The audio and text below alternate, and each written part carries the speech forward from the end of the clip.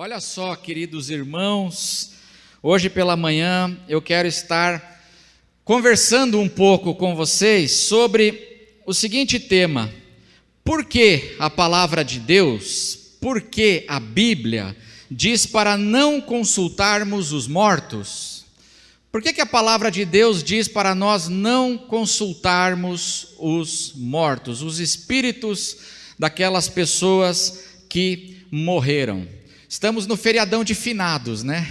Estamos aí nesse feriadão de finados, e nesse momento, muitas pessoas lembram dos seus queridos que partiram, mas não só isso, muitas pessoas demonstram um desejo, muitas vezes, de conversar com essas pessoas, com os espíritos dos seus mortos, as pessoas que partiram. Muitas pessoas têm. Elas se sentem atraídas para ter esse tipo de experiência, elas procuram esse tipo de experiência. Além disso, nós vivemos num tempo assim que muitos filmes, muitas séries populares exploram, né, essa temática, e séries com muitos views, muitos likes e muito populares mesmo, exploram essa temática, né, dos mortos, dos espíritos e dos fantasmas, né? Gente que está vendo fantasma numa mansão e muita gente tem questões sobre isso, e muitas vezes são cristãos que têm perguntas a respeito disso. Então são atraídas, né, de alguma forma para se envolverem com essa prática. E o que a palavra de Deus diz? A palavra de Deus diz, vai aparecer aí em Levítico 19:31, para nós começarmos, Levítico 19:31, o texto vai aparecer aí na tela, né? A palavra de Deus é muito clara sobre isso, né? Desencorajando a busca dessa prática. Diz assim: não se voltem, Deus falando para o seu povo, né? Não se voltem para os necromantes, nem para os adivinhos, não os procurem, pois vocês serão contaminados por eles. Eu sou o Senhor, o Deus de vocês. Não procurem essas práticas, porque vocês serão contaminados, vocês serão intoxicados, vocês serão envenenados por essas realidades. E a palavra de Deus, ela fala muito sobre isso, sempre no sentido de dizer, não procure isso. Mas muita gente procura. A questão é, por que a palavra de Deus diz para nós não procurarmos essas experiências e essas práticas de contato com os espíritos? E hoje, espero que dê tempo, eu quero apresentar 3 razões da palavra. A palavra nos dá 3 razões para nós não procurarmos, então, o contato com os espíritos e a prática desse tipo de espiritualidade. A primeira razão é porque tudo o que uma pessoa busca, na consulta aos espíritos, ela vai encontrar verdadeiramente somente em Jesus. Queridos irmãos, as pessoas que sentem desejo e se sentem atraídas para consultar os mortos, elas estão procurando alguma coisa. Essa é a grande questão. A pergunta é, o que essas pessoas estão procurando? Elas têm necessidades espirituais, e elas estão tentando, com sinceridade, suprir essas necessidades através do seu contato, então, com esses espíritos. Mas a palavra de Deus nos diz que tudo aquilo, as nossas necessidades espirituais, nós vamos ter elas verdadeiramente supridas e plenamente supridas somente em Jesus Cristo. Mas muita gente procura porque elas têm que tipo de necessidade? Por exemplo, muita gente procura para consolar a dor da saudade, quer ter contato para consolar o coração, a dor da separação, a dor da saudade. Você imagina uma mãe que perdeu um filho de repente, e a saudade e a dor bate no coração, morte e a separação. Aí a pessoa se sente atraída, então, para ter contato com aquele filho, supostamente, mas porque ela está procurando consolo para o seu luto, consolo para a sua dor. Outras pessoas buscam, por exemplo, paz e perdão para as suas culpas, porque às vezes a pessoa morre e estava em desavença. As pessoas, era irmão que não estava se entendendo com o irmão magoado com o irmão, filhos e pais.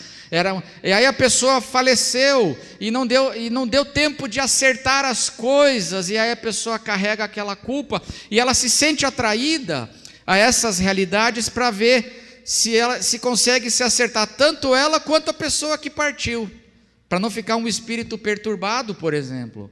Mas as pessoas, elas têm a necessidade de paz, de sentir a paz e o perdão. Tem gente que procura, a necessidade é segurança para o futuro. Segurança para o futuro. Tem muita gente que se sente atraída a consultar os espíritos, porque elas querem saber coisas sobre o amanhã, previsões sobre o amanhã. Muita gente. Então, por exemplo, a pessoa tem que tomar uma decisão hoje, uma decisão importante. Aí ela vai consultar lá um espírito para ajudar ela nessa tomada de decisão. E outras pessoas têm a necessidade de matar a curiosidade, né? Tem interesse em conhecer as realidades espirituais, e aí por curiosidade acabam às vezes se envolvendo e se sentem atraídas a isso, e muitas vezes é por brincadeira também. Tem às vezes gente que entra nisso por brincadeira. Já viu que vamos fazer a brincadeira do copo? Já viu isso? Aquela tábua, eu não sei como é que é, tábua, Ouija que chamam, que, né, você vai assim, aí vamos conversar, vamos brincar, e de brincadeira se envolve e acaba ficando preso num laço espiritual. Mas as pessoas têm essas necessidades muitas vezes. Mas o que a palavra de Deus diz aqui para as pessoas e diz para nós?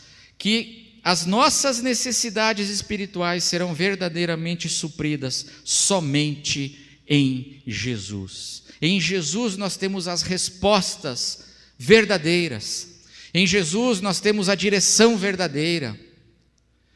Então veja o que diz, por exemplo, Mateus capítulo 13, o Evangelho fala disso, Mateus capítulo 13, são duas parábolas de Jesus falando a respeito do Evangelho que ele veio ensinar, o Evangelho do Reino de Deus. Mateus 13, 44 a 46, olha o que Jesus diz: o reino dos céus é semelhante a um tesouro escondido no campo, que um homem achou e escondeu. Então, transbordante de alegria, vai, vende tudo o que tem e compra aquele campo.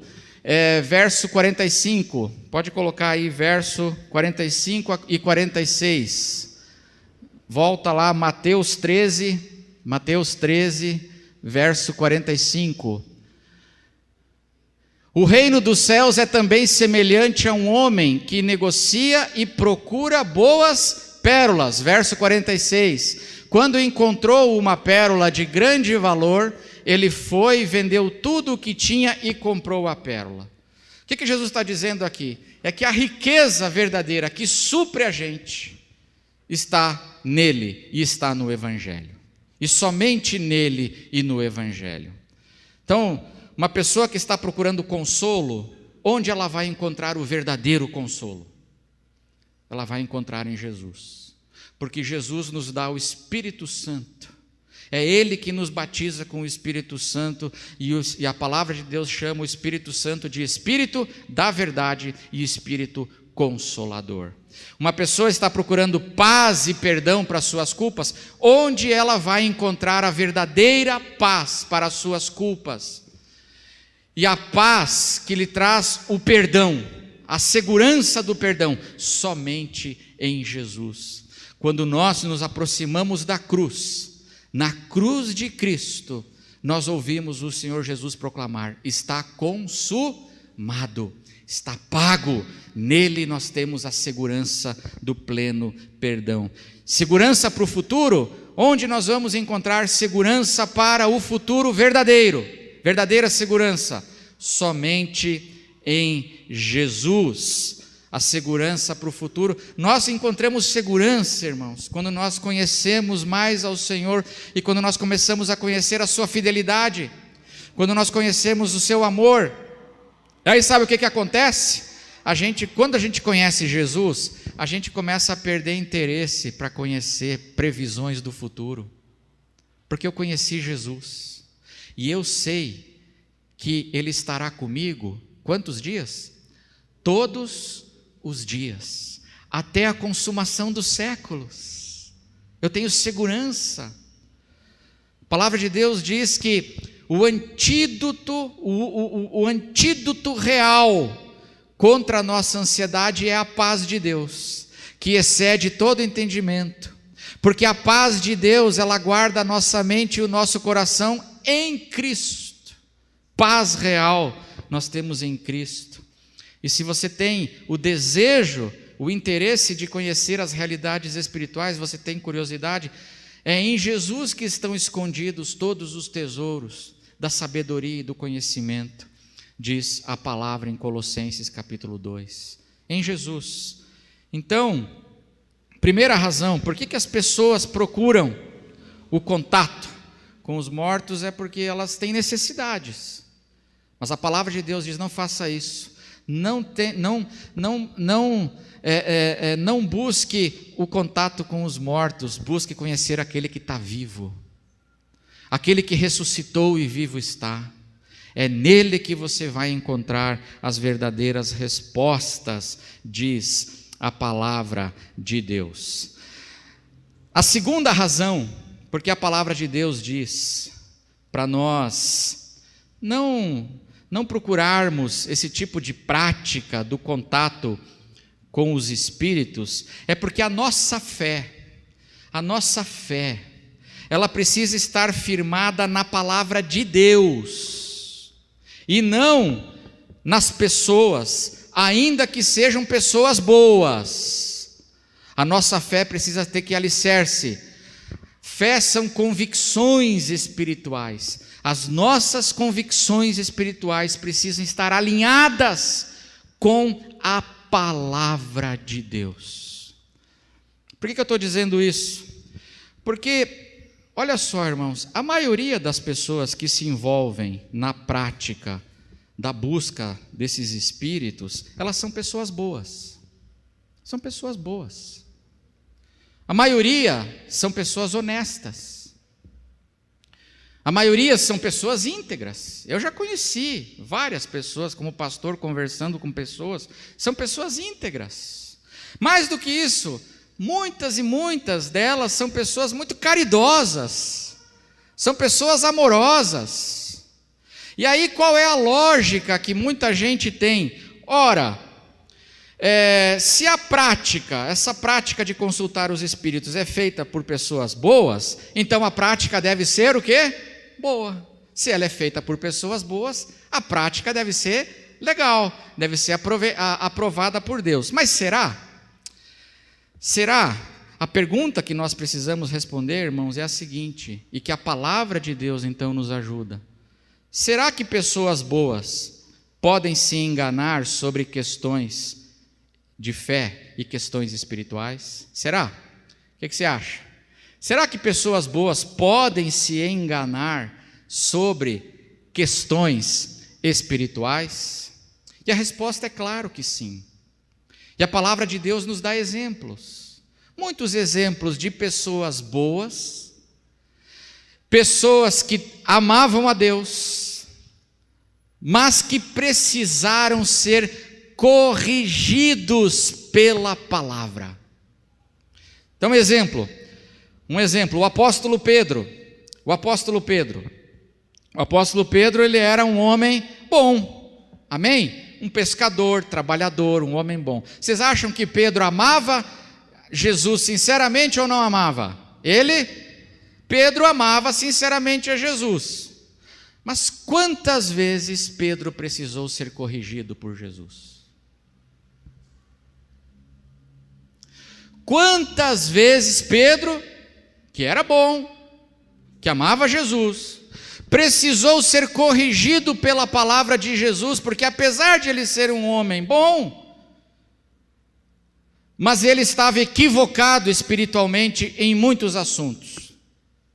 Ele foi corrigido pela palavra, e mais, muitas vezes ele foi repreendido com firmeza por Jesus, porque o engano dele era feio. Veja o que diz Mateus 16, o verso 23, o texto vai aparecer aí, Mateus 16, 23, olha só o que Jesus diz agora para Pedro. Mas Jesus, voltando-se, disse a Pedro: arreda Satanás, saia da minha frente, Satanás, você é para mim uma pedra de tropeço, porque não leva em consideração as coisas de Deus, e sim as dos homens.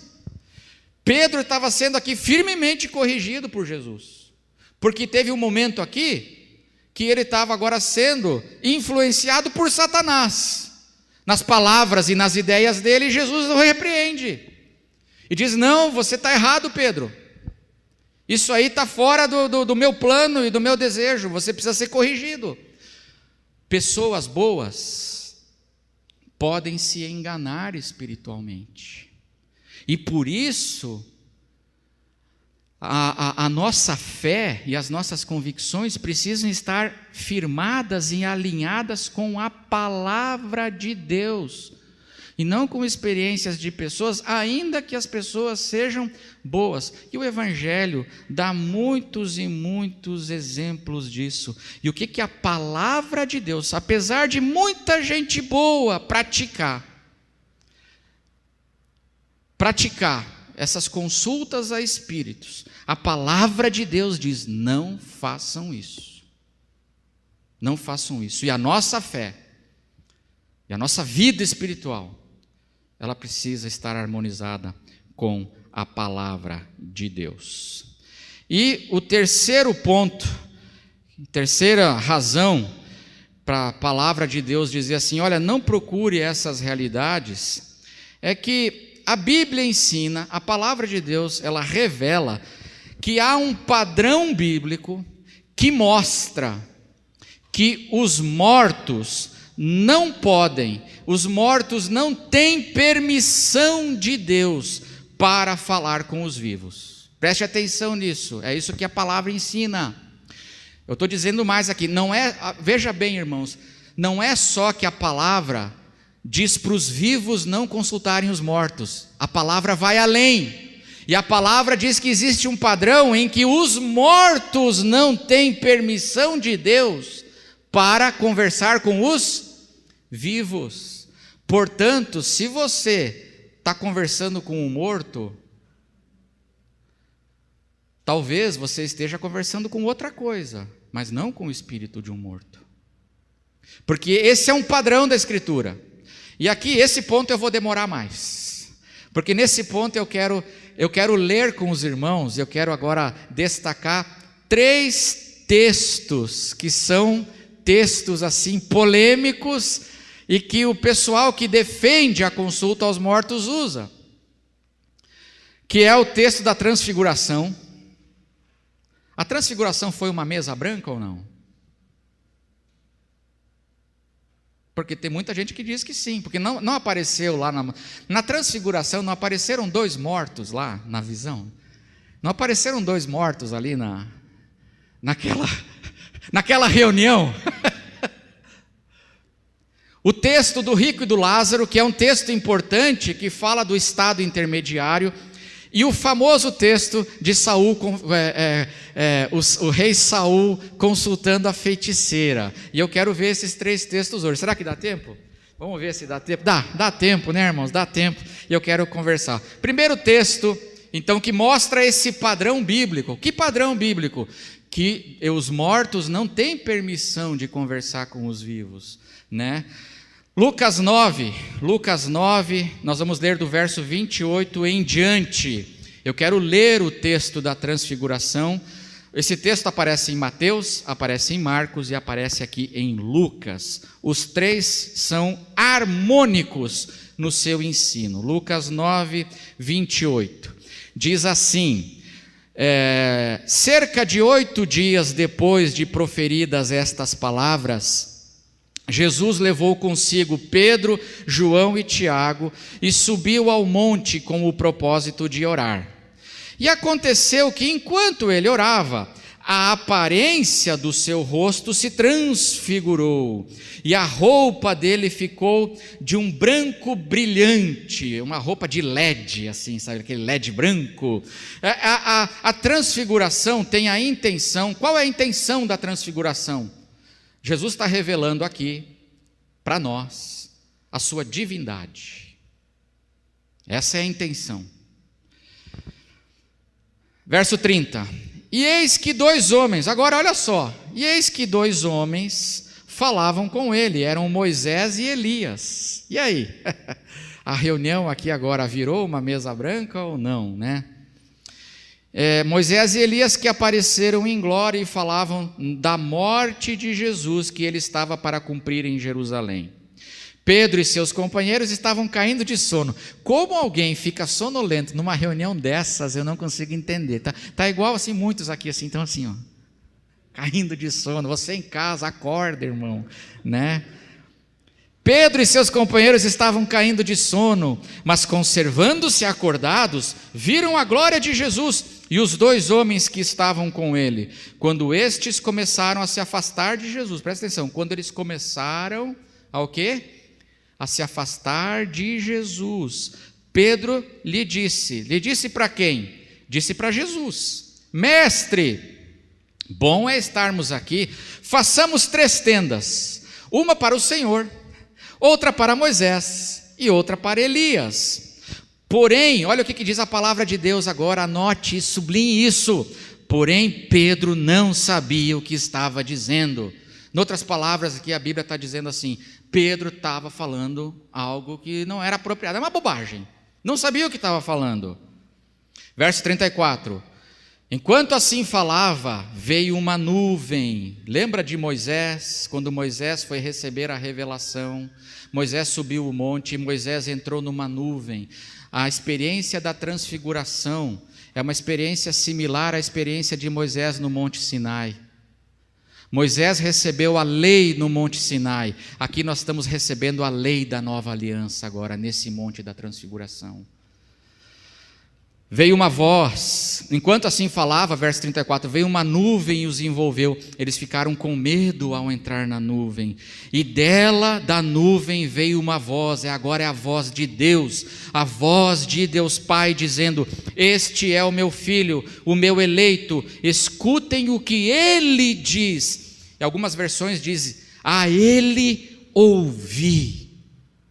E depois daquela voz, perceberam que Jesus estava o quê, irmãos? O que Jesus estava? Sozinho. Eles ficaram calados. E naqueles dias não contaram nada a ninguém a respeito do que tinha havido. Esse texto aqui, muitas pessoas usam para apoiar a consulta aos mortos. Mas será que esse texto apoia a consulta aos mortos?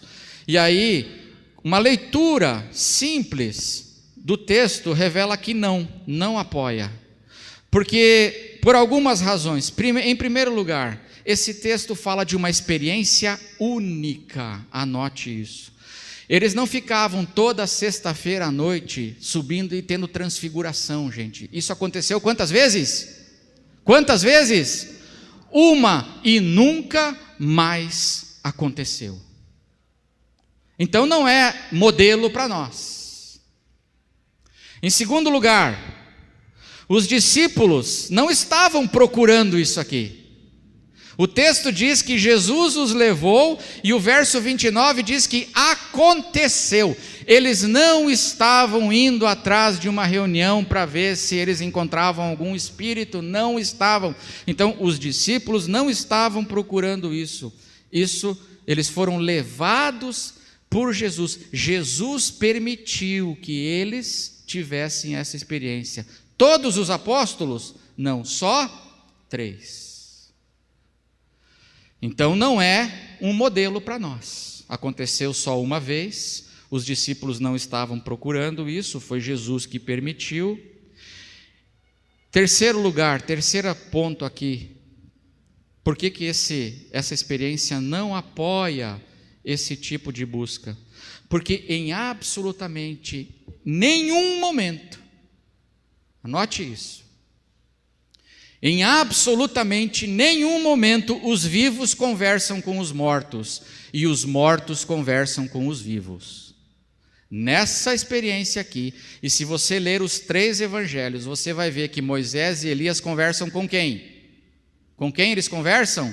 Somente com Jesus, que é Filho de Deus encarnado. A divindade dele está sendo revelada aqui. Eles estão conversando com Deus aqui. E Pedro, Tiago e João conversam só com quem?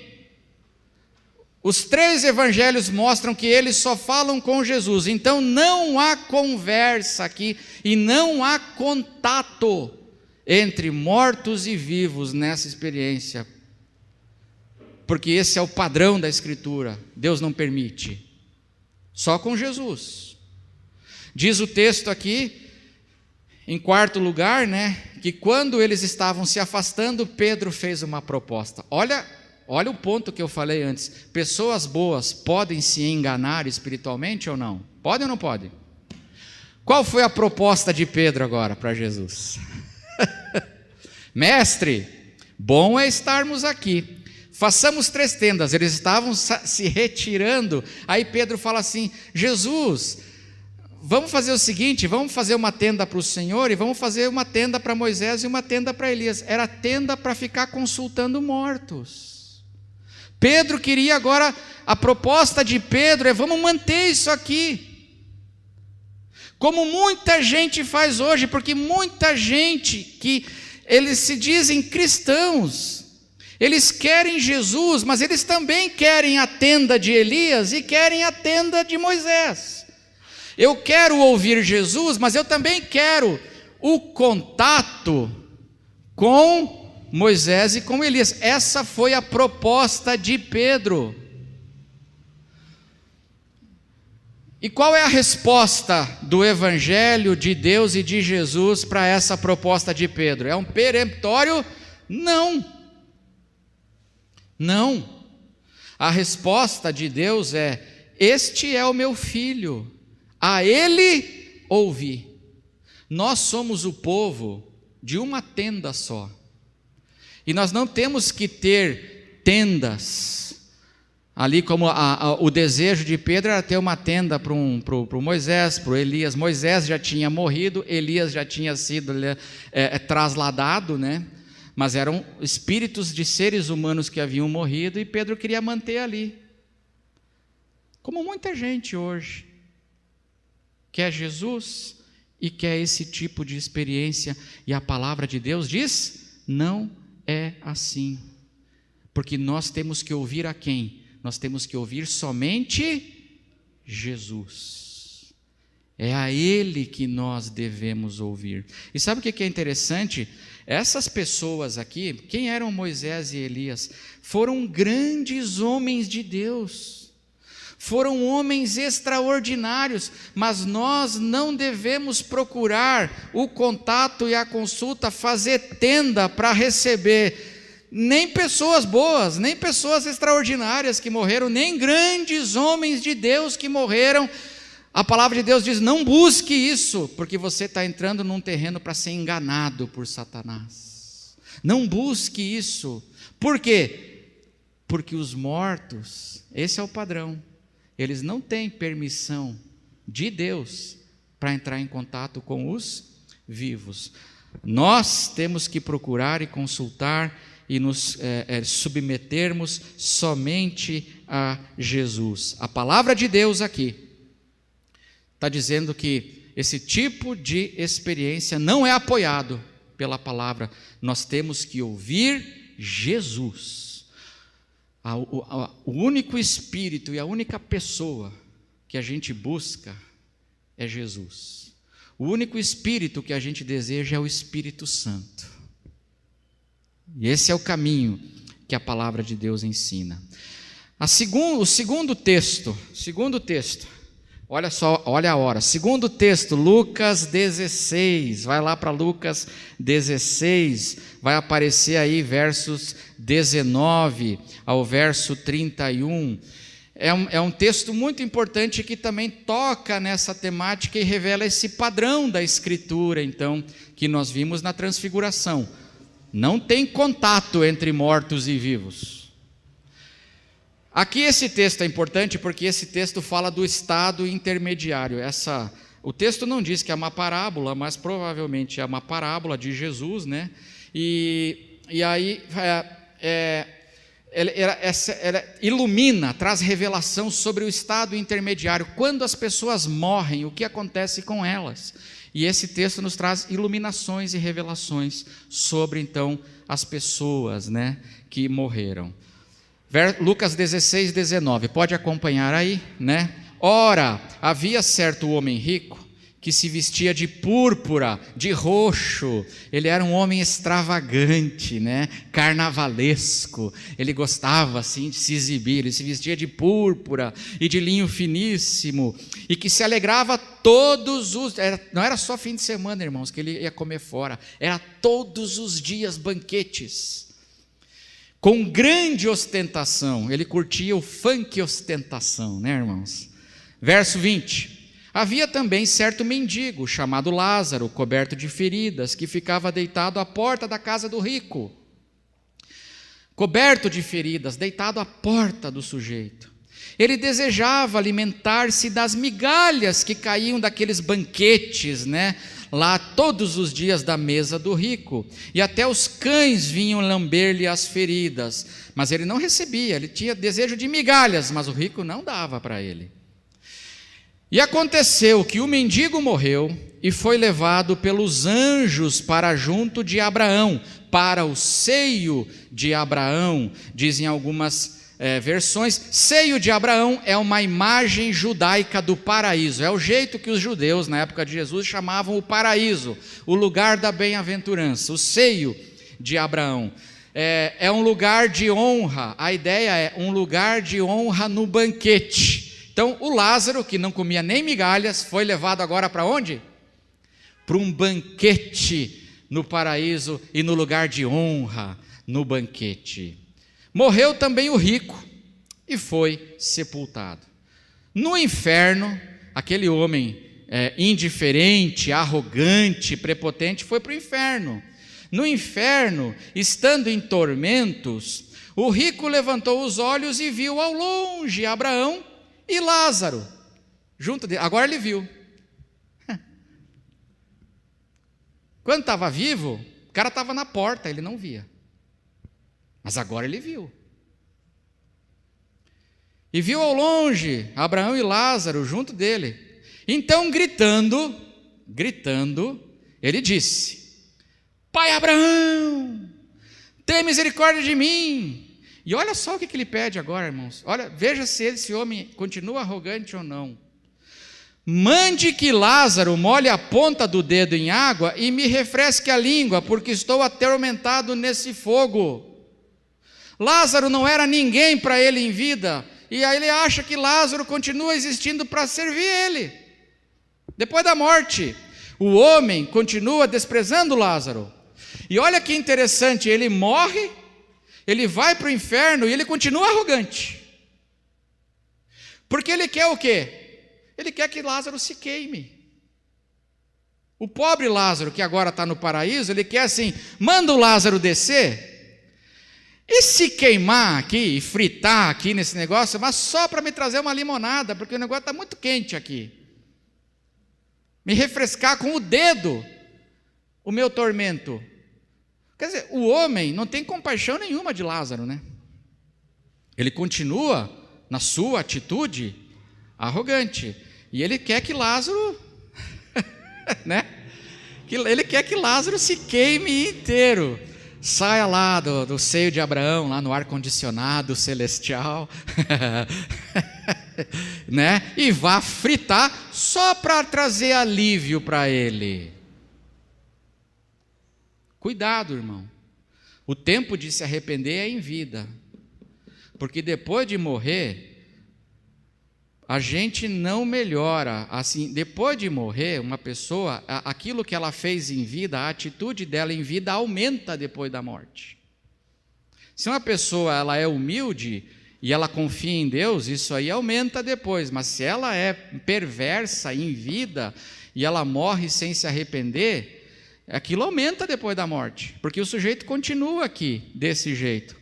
Verso 25, mas Abraão disse: filho, lembre-se de que você recebeu os seus bens durante a sua vida, enquanto Lázaro só teve males. Agora, porém, ele está consolado aqui, enquanto você está em tormentos. Em outras palavras, Abraão está dizendo assim: você quer que o Lázaro, que já foi atormentado a vida inteira, agora ele vá para o tormento de novo para te trazer alívio?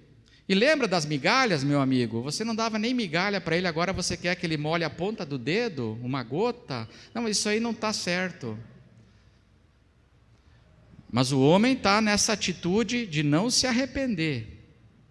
E aí, verso 26, e além de tudo, há um grande abismo entre nós e vocês, de modo que os que querem passar daqui do paraíso até vocês aí no tormento não podem, nem os que estão no tormento quiserem passar aqui para o paraíso também não podem, há um grande abismo. Aí o cara, ele quer pegar no pé do Lázaro, ele não quer deixar o Lázaro em paz lá no paraíso, né? Ele fala: não aguento ver o Lázaro na bem-aventurança.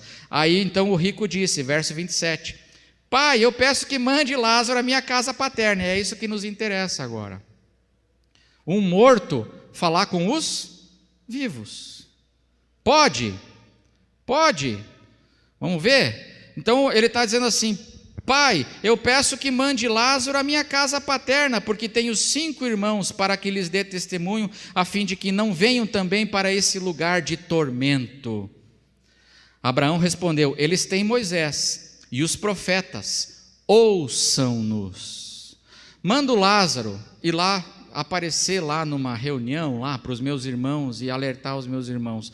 A resposta da palavra de Deus é não. Eles têm o quê? Eles têm Moisés, eles têm os profetas, eles têm a palavra de Deus, e vocês e eles que ouçam a palavra de Deus, o que a palavra de Deus diz, porque Abraão diz aqui, que mesmo que um morto ressuscite, eles não ouvirão. Tem que ouvir o quê? A palavra. Então esse é o padrão bíblico. O morto, ele não tem permissão para aparecer para os vivos, nem o morto que está lá no paraíso, nem o morto bom lá que é o Lázaro, ele não tem permissão para esse tipo de experiência. O que diz a transfiguração? Nós temos que ouvir somente a Jesus. O que diz aqui Lucas 16 é que nós temos que ouvir a palavra de Deus. É isso que tem que nos orientar.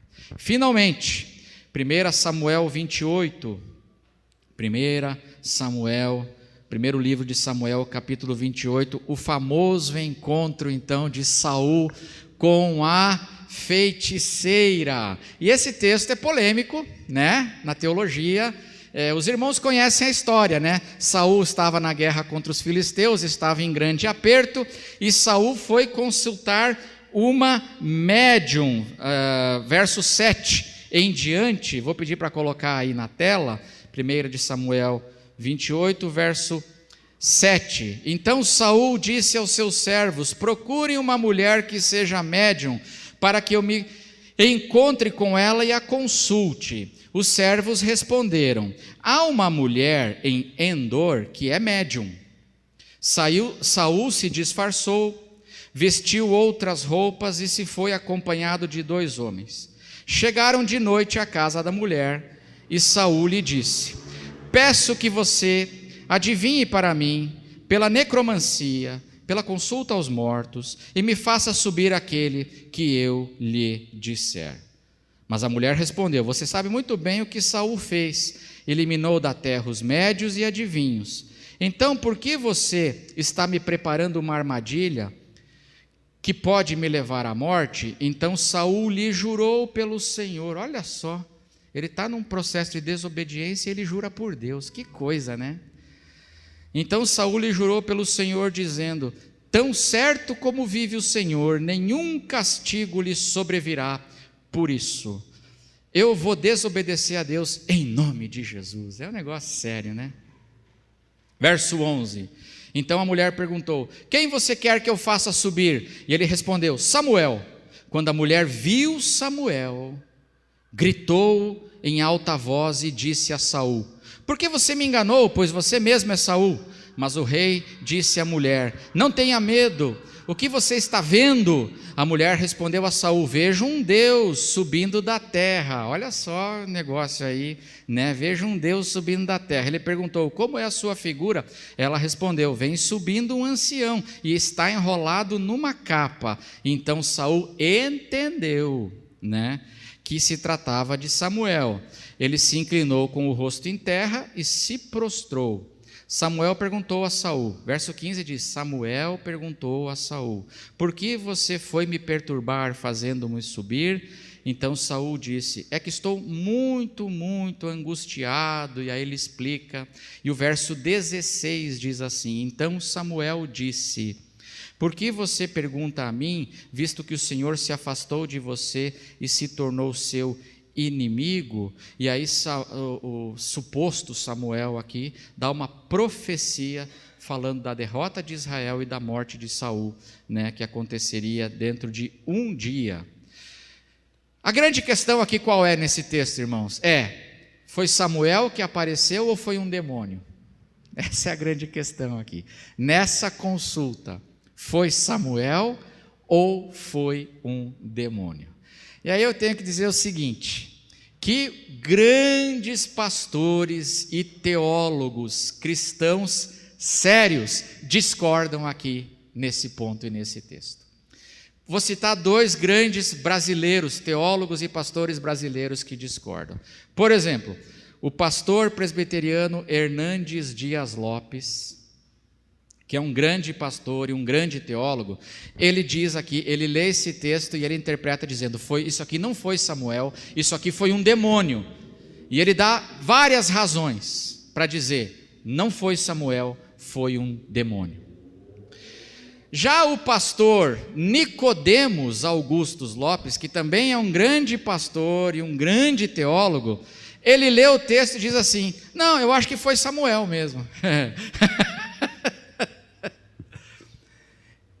E aí sabe o que quando eu ouço os dois, quando eu ouço o pastor Hernandes, eu falo assim: foi demônio mesmo, foi demônio. Aí quando eu ouço o Augusto Nicodemos, eu falo assim: acho que foi Samuel, hein? E aí, como é que, né? Os argumentos dos dois e de muitos outros teólogos sérios, que não brincam com a palavra, eles são argumentos interessantes para os dois lados. Mas o que eu tenho para dizer? Primeiro, no meu modo de entender, e na minha pequenez teológica, eu acredito que não foi Samuel. Eu tendo para acreditar que foi um espírito enganador. Ok? Tudo bem. Mas não é esse o ponto principal. Mesmo que tenha sido Samuel, não muda o padrão bíblico. Mesmo que tenha sido Samuel de fato, o padrão bíblico não muda. Sabe por quê? Porque essa foi uma experiência o quê? Única. Foi uma experiência única. Saul estava num processo de desobediência há anos. Saul era um homem que estava em rebelião contra Deus há anos. E essa experiência aqui, essa experiência é uma experiência que Deus continua não aprovando. Tanto é que a palavra de Deus diz que Saul foi destruído e ele perdeu o seu reino justamente porque ele foi consultar uma feiticeira, essa feiticeira aqui, ele foi consultar os mortos. Então essa experiência não foi boa. Essa experiência de Saul não é uma experiência para ser imitada. Não é modelo de busca. Não é. E mesmo que tenha sido Samuel, tem gente que acredita que foi Samuel, de fato, que apareceu. Mas isso foi uma concessão de Deus. Deus continua proibindo. Deus não libera por causa dessa experiência. E isso para Deus continua sendo pecado. E continua sendo rebelião.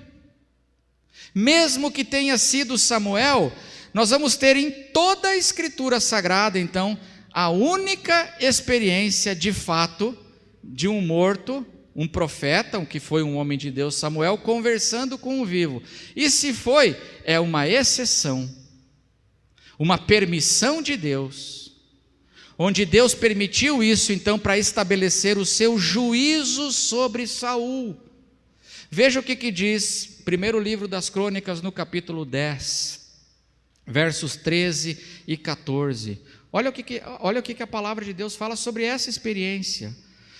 Assim, Saul morreu por causa da transgressão cometida contra o Senhor, por causa da palavra do Senhor que ele não tinha guardado, e também porque consultou uma médium, e não o Senhor, que por isso o matou, e transferiu o reino de Davi, para o reino para Davi, filho de Jessé.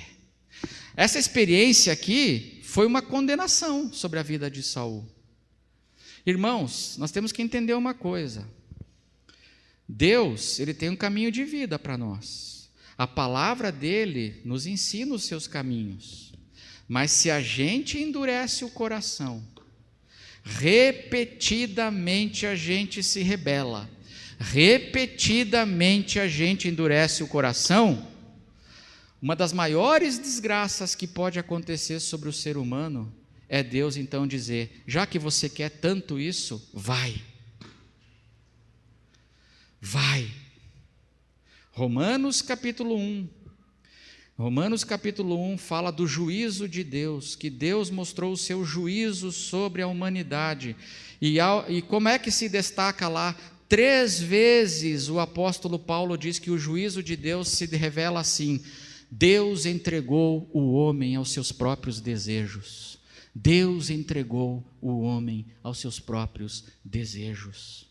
Deus entregou o homem aos seus próprios desejos. A maior desgraça que pode acontecer na vida de uma pessoa é essa pessoa insistir tanto no pecado, insistir tanto na rebelião, que Deus diz: então vai. Já que você insiste tanto, vá. E essa permissão de Deus se transforma então no juízo de Deus sobre a pessoa, como aconteceu aqui com Saul. Essa experiência, não sei o que você acha, se foi Samuel ou se foi um espírito maligno, né? Mas não importa. O que importa é que essa experiência é desaprovada por Deus. E o padrão bíblico não muda. Deus continua não permitindo com que os mortos falem com os vivos. Esse é o padrão da Escritura.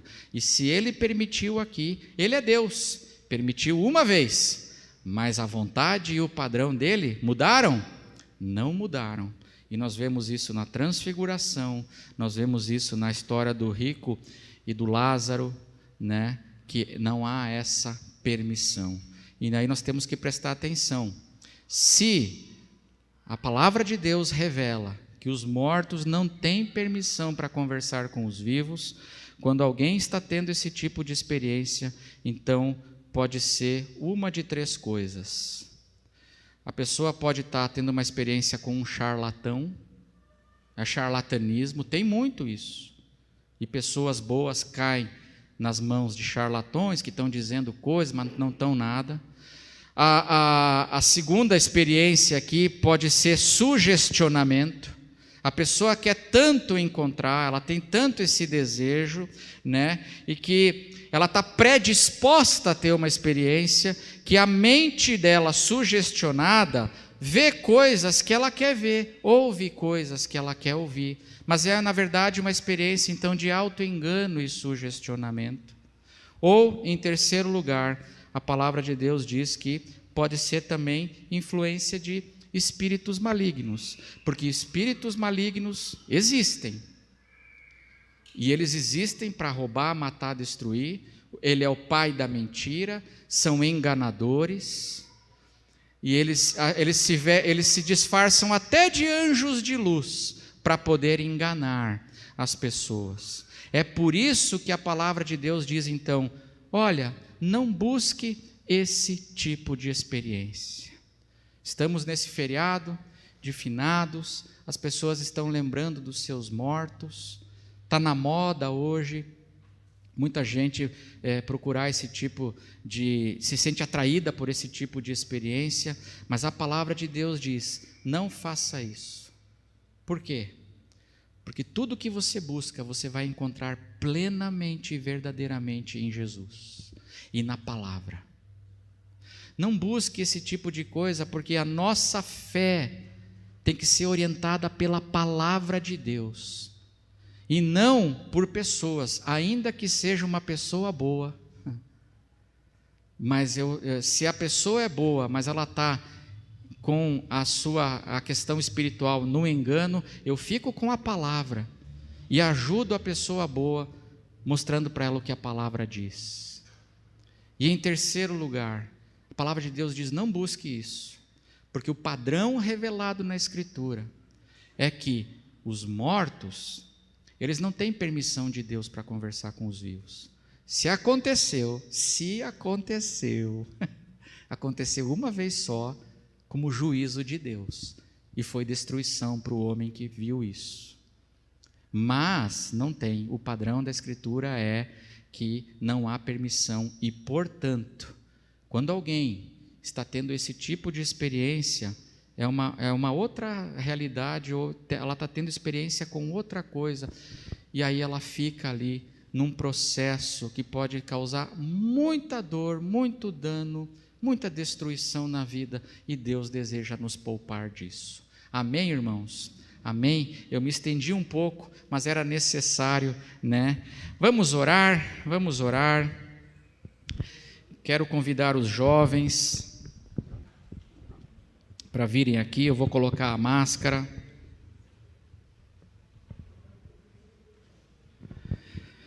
Colocar aqui a máscara, e os jovens podem vir para cá se arrumar. Nós vamos orar. Eu queria perguntar hoje, né, para você, e você que está em casa, você se sente atraído por essas realidades? Eu desejo que você encontre o consolo em Jesus. Eu desejo que você encontre paz e perdão em Jesus. Eu desejo que você encontre a segurança para o futuro, para o amanhã, que você precisa, essa paz e segurança em Jesus. E eu desejo que, se você tem dúvidas, curiosidades, questões espirituais, que você encontre as respostas plenas em Jesus, porque é só em Jesus que nós temos esse caminho dessa vida plena e abundante. Vida plena e abundante. Não consulte os mortos, consulte Jesus, que está vivo. Consulte a palavra de Deus, não os mortos, e você vai encontrar vida abundante, libertação e paz para a sua vida. Amém? Vamos ficar em pé, vamos orar. Fecha os teus olhos, abra o teu coração para o Senhor. Talvez você tenha alguém que você ama e que está envolvido nessa busca, se sente atraído por essas questões. Talvez, ore por ele, ore pela pessoa agora. Coloca a pessoa que você ama aos pés de Jesus. E com amor, com entendimento, que você seja instrumento para abençoar, e que a palavra de Deus que liberta e que traz verdadeira vida esteja sobre a vida dessas pessoas. Apresente a pessoa que você ama para o Senhor e vamos orar. Nosso Deus e nosso Pai, que a palavra do Senhor dirija, Pai, as nossas vidas. Que a palavra do Senhor chegue no coração das pessoas. Tem tantas pessoas, Pai, tantas pessoas boas, pessoas sinceras, pessoas caridosas, que se sentem atraídas, Pai, para a busca desses contatos com essas supostas realidades, mas que a Tua palavra, Senhor, abençoe e ajude a libertar essas pessoas, Pai. Liberta, Senhor. Liberta, Pai, em nome de Jesus. Liberta, Senhor, desse caminho, esse caminho que muitas vezes, Pai, coloca as pessoas em situações tão difíceis. Liberta, Senhor, e que essas pessoas que têm essas necessidades espirituais, necessidades reais espirituais, que elas possam encontrar em Ti, Jesus, a água da vida que mata toda a sede. Que o único Espírito, Senhor, que nos dirija seja o Teu Santo Espírito. Que as pessoas tenham essa experiência maravilhosa, Senhor, de serem batizadas com o Teu Espírito. O único Espírito que nos preenche, que nos satisfaz. Ó Senhor, liberta, abençoa, tem misericórdia, Pai, de nós, tem misericórdia dessas multidões, que nesses dias tem, Senhor, no luto, na dor, tem sido muitas vezes, Pai, atraídas para essas realidades. Que o Senhor abençoe, que o Senhor liberte, que o Senhor visite a cada um, e que a graça do Senhor Jesus, que o amor de Deus o Pai, que a comunhão e a consolação do Espírito Santo esteja sobre cada um de vós, desde agora e para sempre, em nome de Jesus. Amém. Amém. Amém, queridos irmãos.